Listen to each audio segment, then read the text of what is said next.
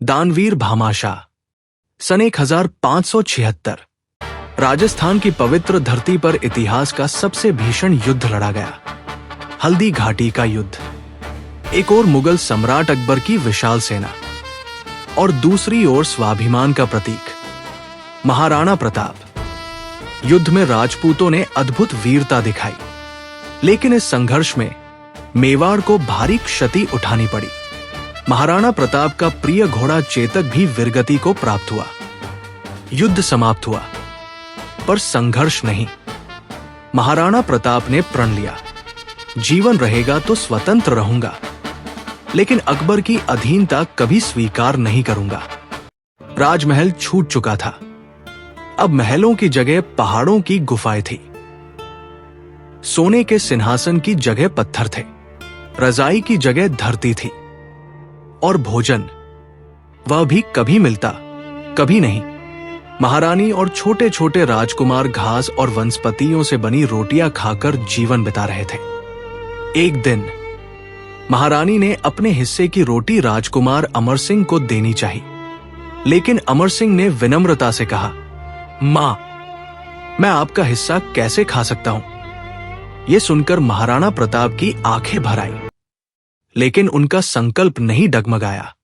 उन्होंने मन ही मन संकल्प किया, जब तक मेवाड़ स्वतंत्र नहीं होगा तब तक न महलों में रहूंगा, न सोने चांदी के बर्तनों में भोजन करूंगा। उधर मेवाड़ के महामंत्री और कोषाध्यक्ष भामाशाह चुप नहीं बैठे थे। वे जानते थे कि युद्ध केवल तलवार से नहीं, धन, रसद और संगठन से जीता जाता है। इसलिए वे मित्र राज्यों का सहयोग प्राप्त करने निकल पड़े थे। सबसे पहले वे सिरोही पहुंचे।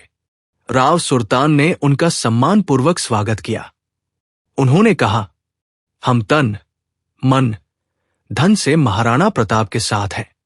चर्चा के दौरान राव सुल्तान ने पूछा, सुना है कि आप देलवाड़ा में भव्य जैन मंदिर बनवा रहे हैं, क्या उसी के लिए सहयोग मांग रहे हैं? भामाशाह मुस्कुराए। उन्होंने कहा, देव मंदिर तो मैं अपने धन से बनाऊंगा। आज मैं राष्ट्र मंदिर को बचाने निकला हूं। सभा में सन्नाटा छा गया। हर व्यक्ति भामाशाह के राष्ट्र प्रेम से प्रभावित हो उठा। इसके बाद भामाशाह जालोर पहुंचे। वहां के सुल्तान ताज खां ने भी यही विश्वास दिलाया कि वे मेवाड़ की स्वतंत्रता के संघर्ष में साथ रहेंगे। वीडियो आगे देखने से पहले हमारे YouTube चैनल मोरल कहानी वर्ल्ड को सब्सक्राइब जरूर कर लीजिए। रेगुलर अपडेट पाने के लिए हमारे WhatsApp ग्रुप से भी जरूर जुड़ जाएं। कुछ समय बाद भामाशाह वापस पहाड़ों में महाराणा प्रताप के पास पहुंचे। उन्होंने महाराणा को बताया कि पड़ोसी राज्य भी मेवाड़ के साथ खड़े हैं और उन्होंने जो धन तथा बहुमूल्य भेंट भेजी थी वो सब महाराणा को अर्पित कर दी। लेकिन वो सहायता भी मेवाड़ को दोबारा खड़ा करने और मुगलों से निर्णायक युद्ध लड़ने के लिए पर्याप्त नहीं थी। महाराणा प्रताप गहरी चिंता में डूब गए। सैनिक भूखे हैं, अस्त्र शस्त्र कम पड़ रहे हैं, राजकोष लगभग खाली हो चुका है। ऐसी स्थिति में युद्ध आगे कैसे लड़ा जाए? इसी बीच एक दिन भामाशाह अपने भवन में गहरी सोच में डूबे हुए थे। तभी उनकी पत्नी कलावती ने चिंतित स्वर में कहा, लोग कह रहे हैं कि धन की कमी के कारण महाराणा शायद मुगलों से संधि कर ले। ये सुनते ही भामाशाह तुरंत खड़े हो गए। फिर दृढ़ स्वर में बोले, ये असंभव है। हिमालय झुक सकता है, लेकिन महाराणा प्रताप नहीं। वे प्राण दे सकते हैं, पर अपने स्वाभिमान और मातृभूमि की स्वतंत्रता का सौदा कभी नहीं करेंगे। वे समझ गए कि यदि समय रहते सहायता नहीं पहुंची तो परिस्थितियां और भी कठिन हो जाएंगी। तभी कलावती ने शांत लेकिन दृढ़ स्वर में कहा, स्वामी, क्या मातृभूमि की रक्षा का भार केवल महाराणा पर ही है? क्या हमारा भी कोई कर्तव्य नहीं? यदि आज मातृभूमि संकट में है तो हमारे घर का ये धन किस काम का? आभूषण और संपत्ति का मूल्य तभी है जब वे धर्म और राष्ट्र की रक्षा में काम आए। यदि आवश्यकता पड़े तो मेरा एक एक आभूषण भी मातृभूमि पर न्योछावर कर दीजिए। मुझे उस धन का कोई मोह नहीं जो संकट की घड़ी में राष्ट्र के काम न आए। पत्नी की ये बात सुनते ही भामाशाह के मन में एक अटल निर्णय जन्म ले चुका था। उन्होंने उसी क्षण मातृभूमि की रक्षा के लिए अपना सर्वस्व समर्पित करने का निश्चय कर लिया। उन्होंने तुरंत कहा, कलावती, घर में जितने भी संदूक और थैले हैं, सब तुरंत ले आओ। आज हमारे पास जो कुछ भी है वो मातृभूमि के चरणों में समर्पित होगा।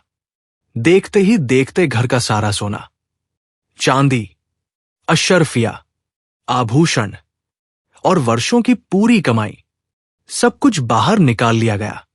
पूरा खजाना हाथियों और घोड़ों पर ला दिया गया और फिर भामाशाह अपना सर्वस्व महाराणा प्रताप को समर्पित करने निकल पड़े।